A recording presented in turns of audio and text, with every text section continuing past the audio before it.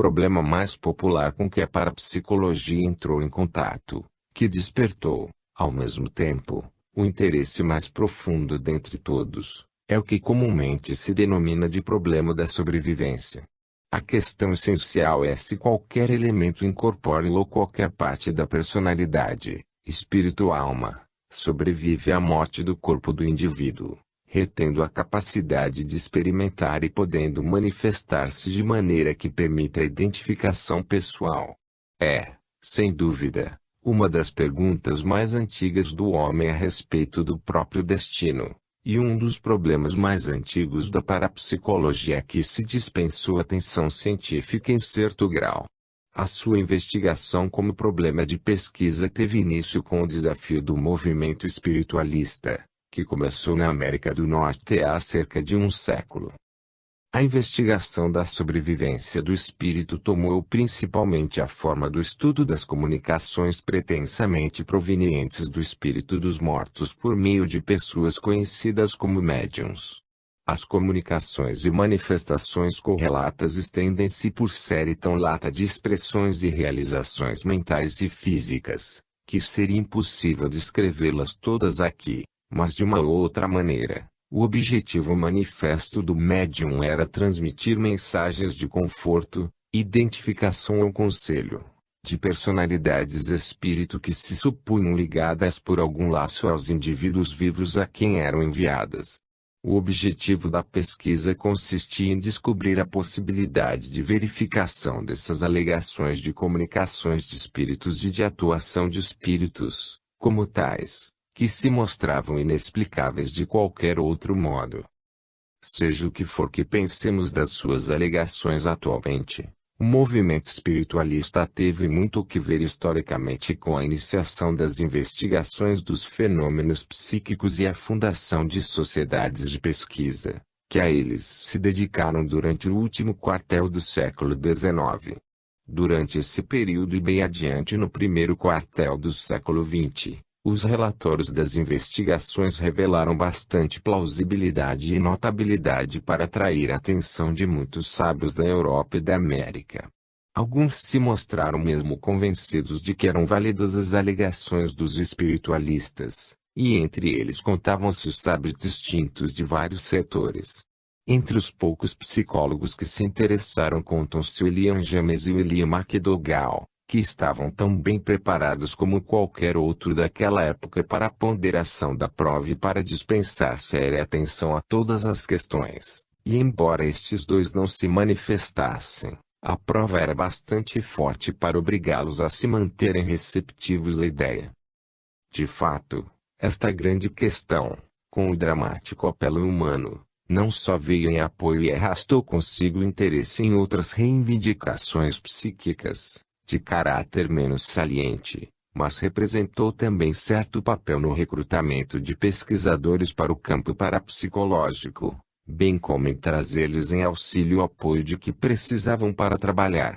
Até hoje bom número dos pesquisadores mais ativos confessam terem sido trazidos para a parapsicologia pelo interesse na possibilidade de algum fundamento às alegações de atuação espírita.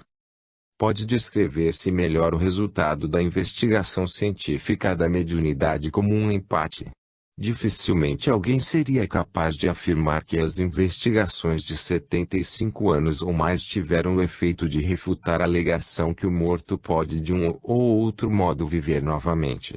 Por outro lado, ninguém que estude seriamente o campo de investigação diria ter se atingido confirmações claras, defensáveis, científicas da hipótese. A questão ficou em tal ponto que qualquer um podia seguir a própria inclinação, para duvidar ou acreditar.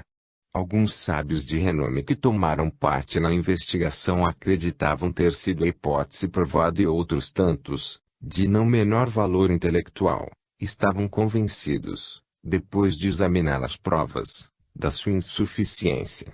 Era tão só questão de interpretação e avaliação de alternativas, decidir se as mensagens transmitidas pelo médium poderiam ter tido qualquer outra origem diferente das personalidades a que eram atribuídas. Os que não se mostravam satisfeitos consideravam outras fontes, como a combinação de ESP com aptidões de dramatização por parte do médium, por demais plausível para permitir conclusão de tal importância como a da sobrevivência. Os que estavam convencidos eram de opinião que as alternativas eram demasiado forçadas para se considerarem seriamente. Evidentemente, não seria esta a maneira de deixar-se um problema de tal importância se algo mais houvesse a fazer a respeito. A maneira apropriada de sair do impasse era examinar as objeções e contra-alegações levantadas contra a interpretação espiritista, que é que impedia chegassem à opinião científica aos pensadores mais críticos. Era principalmente a existência de certos fatores que não haviam sido suficientemente excluídos na obtenção e interpretação das mensagens transmitidas pelo médium. A teoria espírita não era a única explicação possível para os resultados. Havia maior necessidade de exame aprofundado das hipóteses contrárias de telepatia, clarividência e precognição, visto como estas também constituíam processos extrasensoriais de adquirir conhecimento como aquele em que implicava o médium, tendo melhor fundamento para a prova do que os próprios estudos mediúnicos.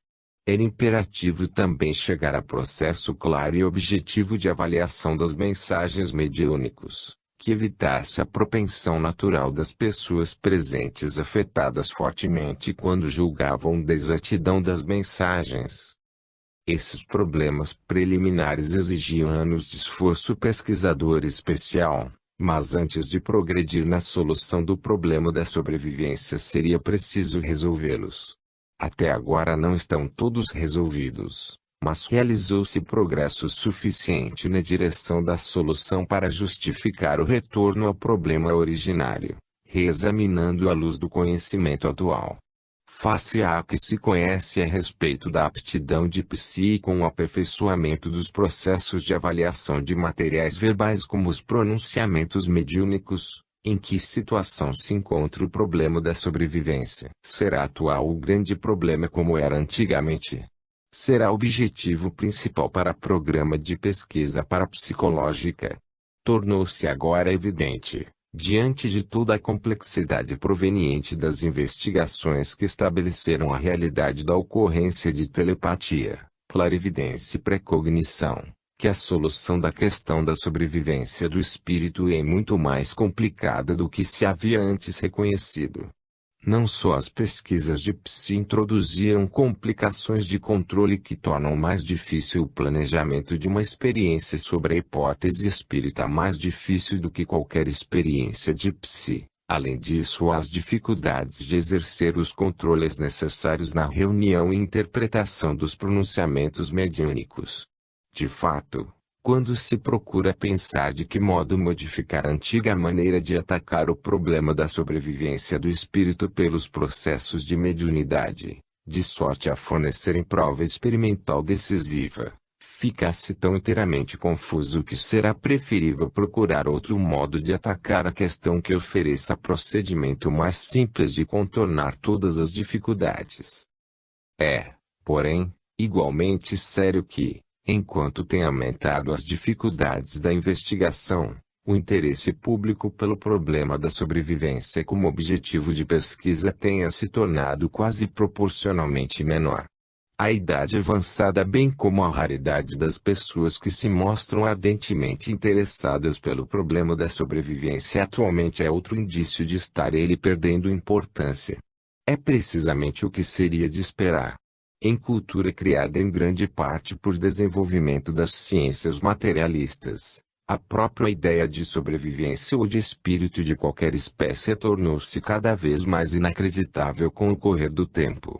Qualquer pessoa que faça cursos normais, secundários ou superiores de biologia, psicologia ou medicina terá de seccionar o pensamento se quiser conservar consigo qualquer resíduo efetivo da educação da infância a respeito da existência da alma distinta do corpo. Mas assim como não é possível atribuir à educação infantil quanto à natureza espiritual do homem qualquer posição científica, assim também não é possível contrapor seriamente à hipótese espiritual o tipo de suposição não verificada que, nos estudos superiores, neutraliza aquelas influências religiosas. Impõe-se cautela científica tanto em salvaguardar a maneira de pensar de rejeições não críticas e iconoclasmos, quanto em evitar a aceitação de doutrinas não verificadas. Portanto, a questão da sobrevivência ainda não recebeu resposta aceitável como cientificamente idônea. E qualquer conclusão, a favor ou contra, que se baseie nas provas atuais implicará grande elemento de crença não crítica. Além disso, não se verificou tão só declínio de interesse popular como acabamos de mencionar. Dentro dos círculos de pesquisa da própria parapsicologia, durante os últimos 20 anos, a atenção concentrou-se quase inteiramente no trabalho experimental com aptidão psi fora da mediunidade. Até mesmo as sociedades de pesquisa psíquica, que antigamente centralizavam o interesse na questão da sobrevivência, acompanharam essa mudança geral, deixando quase de realizar pesquisa experimental sistemática nesta questão durante os últimos 20 anos. É possível encontrar aqui ou ali alguma proposta interessante quanto à nova maneira de atacar o problema, mas não existe qualquer relatório de pesquisa sobre a sobrevivência. Entre essas propostas conta-se a sugestão de Tolles que indivíduos vivos redigam mensagens em código que não é possível decifrar sem o auxílio do autor. Se não forem bem-sucedidas as tentativas realizadas enquanto estiver vivo, e se depois da morte um médium revelar o segredo, tal fato viria em apoio da existência continuada daquele como personalidade. Ornewart sustenta a opinião que seria possível atacar proveitosamente a hipótese de sobrevivência por meio do estudo de sonhos partilhados e da projeção do ego consciente do indivíduo vivo no que parecesse com exteriorização ou atividade fora do corpo. Serão tentativas louváveis, sejam ou não apropriadas em projeto conforme se apresentam. Poderiam dar início a um desenvolvimento que teria êxito por meio de aperfeiçoamentos acidentais na ideia originária. Contudo, na melhor hipótese, são até agora somente tateamentos esperançosos, ainda na situação de projeto. No conjunto, portanto, a hipótese da sobrevivência encontra-se na situação menos promissora de toda a sua história. Os primeiros estudos mediúnicos não chegaram à conclusão, não sendo provável que se repitam. Nos últimos 20 anos, desde os estudos realizados em Duke a respeito da mediunidade de Elaine J. Garrett, que forneceu provas significativas de conhecimento no material registrado, conforme avaliação pelo processo de Salt-Marsh, não houve qualquer progresso, exceto em aperfeiçoamentos secundários do processo. Não existem pesquisadores que se interessem em prosseguir com o projeto. Não há apoio conveniente se houvesse quem se interessasse. Provavelmente seriam consideravelmente censurados se comprometessem as situações que este setor conseguiu por meio de resultados experimentais se atacassem o problema da sobrevivência segundo qualquer das antigas diretivas. Assim sendo, a questão da sobrevivência, como a conhecemos no passado, não pode ser escolhida para reformulação como grande objetivo de pesquisa para o futuro. Segundo tudo indica, é muito de recomendar, de preferência, o adiamento indefinido de semelhante problema, dispensando-se maior consideração a objetivos mais urgentes, mais promissores e mais bem apoiados. Se não houver melhor fundamento para a continuação da investigação ativa em relação à sobrevivência, do que os estudos de mediunidade, não haveria grande dificuldade em abandonar a questão ao historiador, quando menos fosse durante os próximos anos que estão já tão cheios de problemas de grande importância. Entretanto existe, pelo menos na opinião de alguns de nós, bom fundamento para permitir se mantenha de pé a questão da sobrevivência. Esse fundamento nada tem que ver com a mediunidade ou com qualquer culto ou credo, prática ou filosofia. Não está, portanto, sujeito ao desconto usual por causa de possível inclinação devida a motivos ulteriores tais como promoção de alguma causa. Esse fundamento ainda não é bastante extenso e, na melhor hipótese, consideramos que somente justifica a reabertura da questão da atuação pessoal independentemente do corpo.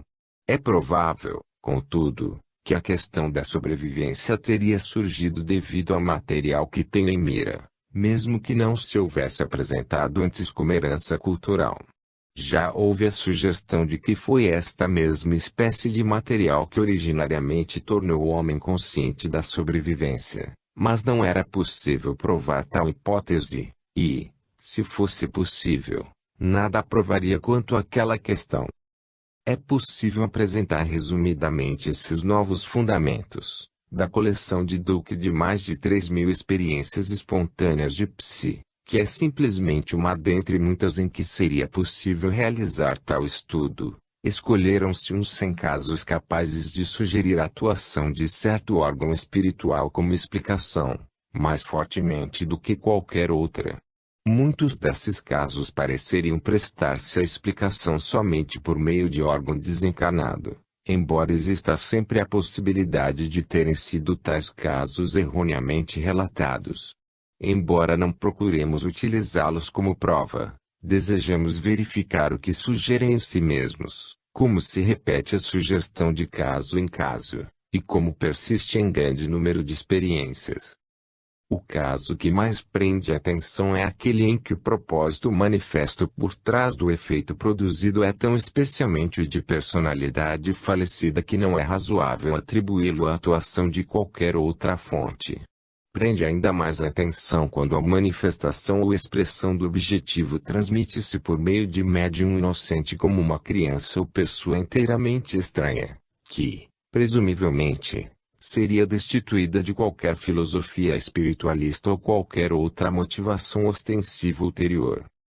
Alguns exemplos podem esclarecer o motivo do interesse associado a esta maneira de ver o problema de órgão espiritual por meio de material de casos, podendo, acidentalmente, animar os leitores que conheçam ou tenham tido experiências semelhantes a enviar relatórios para a coleção.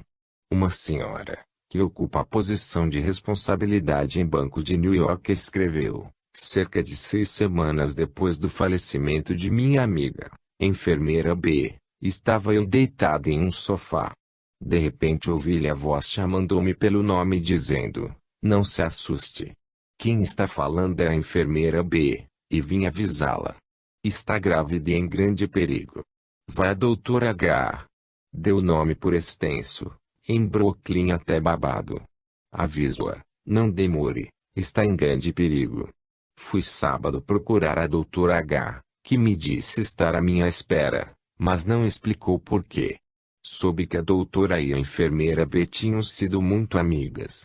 Examinou-me e disse que não estava grávida, mas tinha um fibroma no útero. Chamou um cirurgião, que confirmou o diagnóstico, procedendo-se à operação, que foi coroada de êxito. O tempo provou, contudo, que os dois se haviam enganado ao dizer que não estava grávida. Menos de 9 meses depois do exame nasceu uma criança. Acredito que Deus tenha permitido que a enfermeira B voltasse para avisar-me. Tal fato sugere algum órgão intencional motivando o aviso dado e o preparo da doutora que disse estar esperando-a. Não se pode provar que a enfermeira B tivesse algo a ver com o ocorrido, mas era naturalmente o elo de ligação mais apropriado. Às vezes essas experiências vêm acompanhadas de efeitos materiais que parecem associados e que não se podem considerar como alucinações. Essas manifestações materiais são, contudo, tão impressionantes que obrigam a indagar do caráter e da credibilidade da testemunha antes de prosseguir.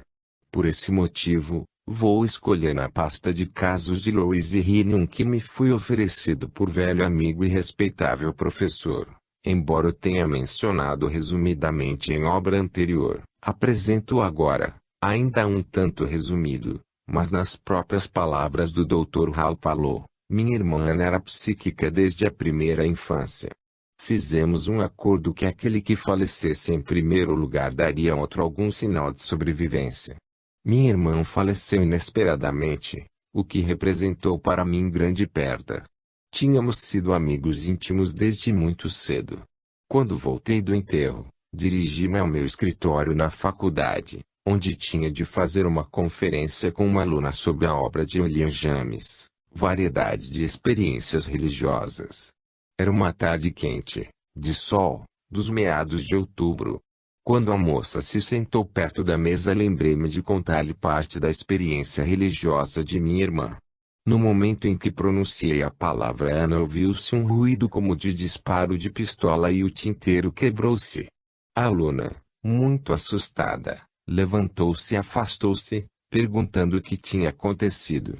Ficou tão transtornada que pediu que a desculpasse, permitindo voltar no dia seguinte. Apanhei o tinteiro e lavei-o. Voltando ao escritório, tive uma experiência nítida pela qual passei somente uma segunda vez. Uma voz disse distintamente: "Esta prova é bastante evidente." Depois me lembrei que dissera à irmã há alguns anos: "Se me der alguma prova de sobrevivência, faça-a bem clara." Não se viam lascas de vidro. O tinteiro estalara tão exatamente que passei a mão contra as faces da fratura. Levando-o a um professor de física, pedi-lhe que explicasse a fratura, sem nada lhe dizer do caso. Disse-me que não tinha visto nunca fratura dessa natureza e que talvez eu tivesse batido repentinamente com uma faca sobre o tinteiro. Em minha opinião, não seria possível cortar o vidro sem muitas tentativas, despedaçá-lo em algum ponto. Como não estou procurando fazer prova com este caso, não entrarei na possibilidade ou probabilidade de fratura espontânea do vidro e de alucinações capazes de ocorrer a desolado e outras mais. Um professor da Universidade do Noroeste recebeu o seguinte caso de um dos seus alunos.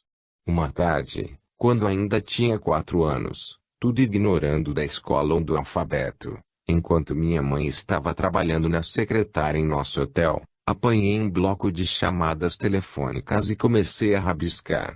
Já havia gastado umas 3 ou 4 folhas quando minha mãe, observando com que eu estava brincando, disse-me que deixasse e fosse brincar de outra maneira. Deixei o lápis, dobrei os papéis e meti-os na caixa de correspondência de minha mãe e fui-me embora, esquecendo o que se havia passado. Na manhã seguinte ela achou os papéis e ia jogá-los fora quando o empregado, que estudava taquigrafia à noite, disse-lhe que os rabiscos se pareciam com taquigrafia. Ela explicou que eram simples rabiscos meus, mas o rapaz insistiu em levá-los ao professor. Eram mesmo taquigrafia. Os rabiscos faziam sentido, sem que houvesse qualquer engano ou sinal demais. Estava escrito no tipo de taquigrafia antiga, baseada no quadrado, do que, aliás, eu nunca ouvira falar, para não dizer que não tinha a menor ideia de como escrever. Era uma mensagem para minha mãe. Começava assim: "Minha querida", e falava de uma carta que não tinha sido levada ao correio. Era assunto urgente, a respeito da caixa de depósito de meu pai no leste. Meu pai tinha morrido 2 semanas antes, em New York, enquanto minha mãe e eu estávamos no oeste. Morrera repentinamente e minha mãe não sabia onde estava a caixa. Além disso, meu pai tinha chamado sempre minha mãe de minha querida e quando era moço tinha aprendido taquigrafia pelo método antigo. Minha mãe ainda tem esses pedaços de papel e a mensagem foi traduzida por outras pessoas e está junto. Anos mais tarde, quando já tinha idade para compreender, minha mãe contou-me a história e me mostrou os papéis. O emprego de criança como médium reveste-se de especial interesse, embora não seja único. Relatório dessa natureza não precisa ter valor probante, põe-nos ideias na cabeça que se podem experimentar. Tais casos sugerem órgão pessoal que não seria de esperar de qualquer indivíduo vivo. Levam a perguntar se é possível qualquer comportamento não vivo ou espiritual. O que é mais, fornecem ideias quanto ao que se poderá fazer no sentido de instituir um projeto com o fim de descobrir se tal órgão é possível. Neste caso não há médiuns com motivos profissionais ou filiações de culto. Aí também se encontra a ampla variedade de manifestações com extraordinária série de sujeitos percepientes estendendo-se de animais e crianças a seres humanos adultos altamente requintados, como cientistas e profissionais e mulheres de diversos setores. As experiências não são predominantemente estereotipadas. E verdade que se referem a inúmeros casos em que relógios deixam de funcionar, quebram-se objetos de vidro, quadros caem das paredes, abrem-se ou fecham-se portas injustificadamente, e arrebatam-se objetos das mesas, estantes ou lareiras. Há pancadas esquisitas e significativas, luzes, vozes, sons, mas poucos parecem produtos culturais. Parece haver propósito perfeitamente manifesto de comunicar o choque de notícias trágicas por meio de experiência de advertência ou acontecimento ou de transmitir alguma notícia de grande importância para os seres amados. A motivação é em geral bastante plausível. O órgão e os meios é que são misteriosos. De qualquer maneira, o primeiro passo para organizar projeto importante de pesquisa com esses materiais deve tratar-se de empreendimento perfeitamente seguro e bem realizável de maneira geral. Seria preciso coligir e estudar todas as experimentais de estudo. O pior que poderia acontecer seria tempo e os meios disponíveis, procurando ver que ideias sugerem capazes de se acompanhar por meio de processos mais experimental de estudo. O pior que poderia acontecer seria descobrir que é maneira de atacar a becos sem saída, e é dificilmente possível que todo esse material nada signifique para a parapsicologia, mesmo que não seja o que parece. Contudo, dispor simplesmente de nova maneira de atacar o problema e novo estímulo para a pesquisa quanto à sobrevivência da personalidade não é o bastante, de qualquer maneira, para justificar fazer dele o objetivo principal de pesquisa. Sejam quais forem os méritos da hipótese de espírito e por mais desapaixonado que o indivíduo seja, ou resolvido a manter a questão de pé, depara-se com a circunstância extremamente séria que, pelos motivos formulados anteriormente, não é esta a ocasião para lançar investigação em larga escala a respeito desse problema.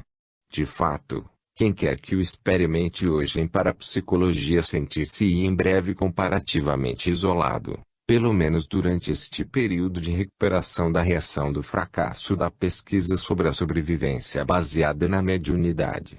Tal empreendimento tem de ser sustentado até certo ponto pelo ambiente intelectual do qual se origina, e assim também em outras diretivas precisaria de maior segurança de apoio continuado do que obteria atualmente para realizar os seus objetivos.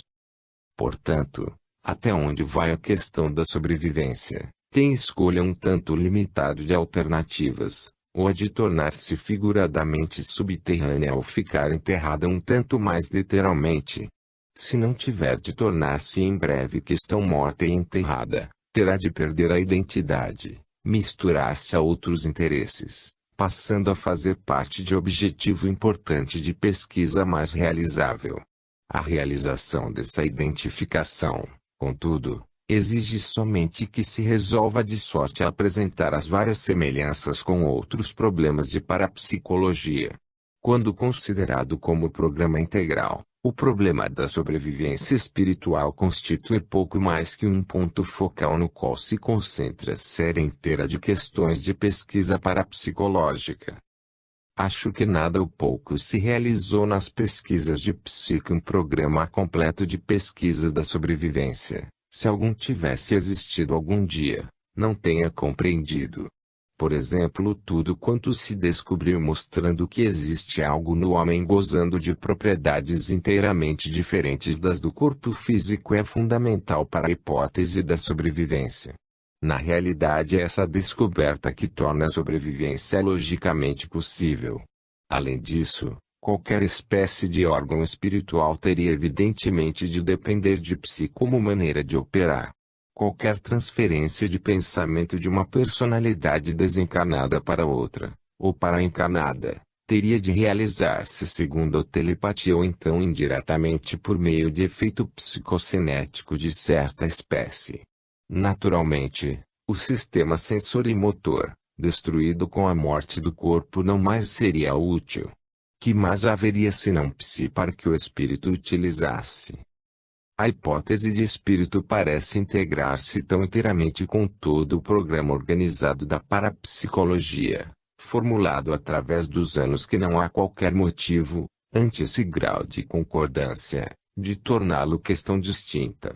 Seria necessário, em qualquer programa completo de pesquisa da sobrevivência, descobrir primeiramente se existe qualquer independência ou possibilidade de separação do ego subjetivo em relação ao organismo físico vivo. Somente se houvesse seria possível alegar razoavelmente a probabilidade da sobrevivência depois da morte corpórea.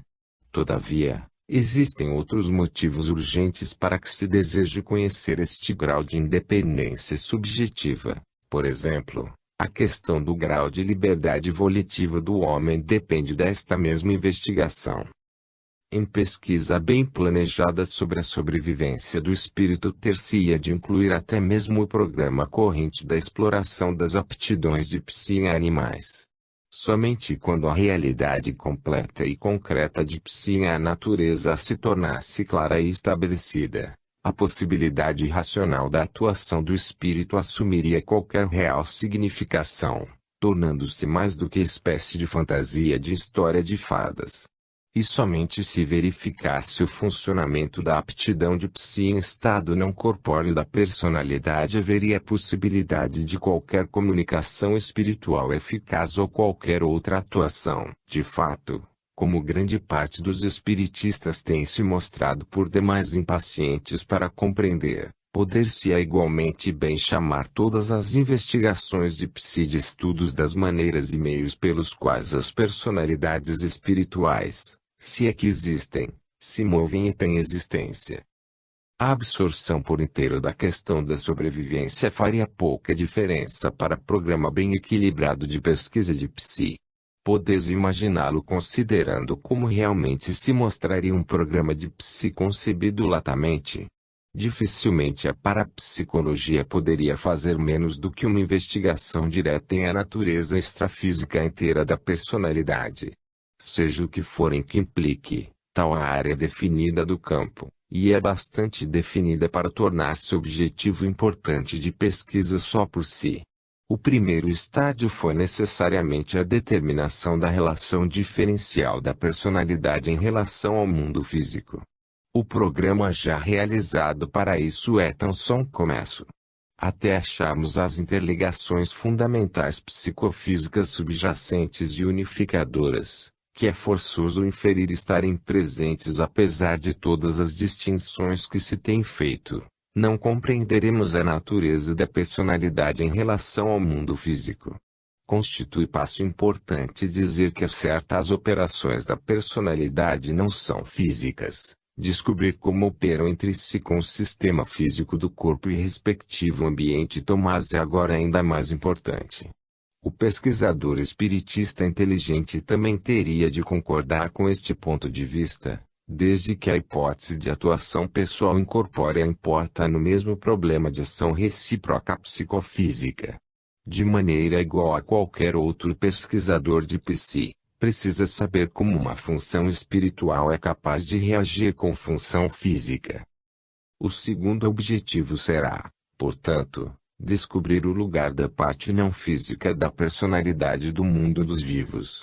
Isto significará, acidentalmente, descobrir se a personalidade compreende componente tanto extrabiológico como extrafísico, ou se tem dentro de si algo mais do que o processo da vida. Estabelecer a relação desses fatores não físicos da personalidade para os processos vitais do organismo equivale a sondar a base especificamente necessária para julgar-se da possibilidade de sobrevivência após a morte. Seria simplesmente encarar os dois lados da mesma questão. Em terceiro lugar, e mais adiantado do que tudo, seria saber qual é o lugar da personalidade individual nesse novo mundo ainda largamente desconhecido mas enormemente confuso da operação natural em que se tocou em explorações de psi. Os indícios já encontrados mostram a ordem de realidade que não se tem imaginação ou simbolismo para descrever, nível de causalidade que parece deixar cair somente de tempos em tempos efeito espontâneo passageiro no alcance humano de percepção e, quando perseguido, Somente se torna possível captá-lo pela rede mais delicada de estatística e pelos processos mais pacientes de ciladas, mas que apesar de tudo, é possível captar. Qualquer estudo de sobrevivência pessoal terá de ocupar-se disto. Há, portanto, bons motivos para dar maior ênfase na pesquisa da natureza geral do próprio psi, em oposição à sua conexão com o estado de após-morte. Ampliando a questão quanto ao destino do espírito humano se sobrevive à dissolução do organismo até o que é realmente dentro da própria totalidade vida, dentro do universo de ação recíproca psicofísica integrada, e dentro desse novo mundo inimaginável de influências além do espaço e do tempo, não poderá haver desapontamento quanto à resposta, nenhum fracasso da pesquisa. Esta terá de ser bem-sucedida de qualquer forma, seja qual for a resposta, se orientarem as investigações no sentido de saber o que é o homem. Se a pergunta for somente, e o homem assim e assim? A perspectiva da pesquisa ficará limitada e embaraçada de antemão. O homem não pode ser assim e assim. Terá de ser muito melhor ou, pelo menos, muito diferente, algo a cujo respeito ainda não houve compreensão suficiente que permitisse a formulação da pergunta. Será necessário não excluir as possibilidades por meio de limitação estreita ou demasiado especializada da investigação. Para o objetivo mais amplo da pesquisa, vamos pedir toda a história natural do aspecto espiritual ou não físico ou transcendente da personalidade, tudo o que é o homem como ser unicamente pessoal, acima e para lá do mundo da matéria.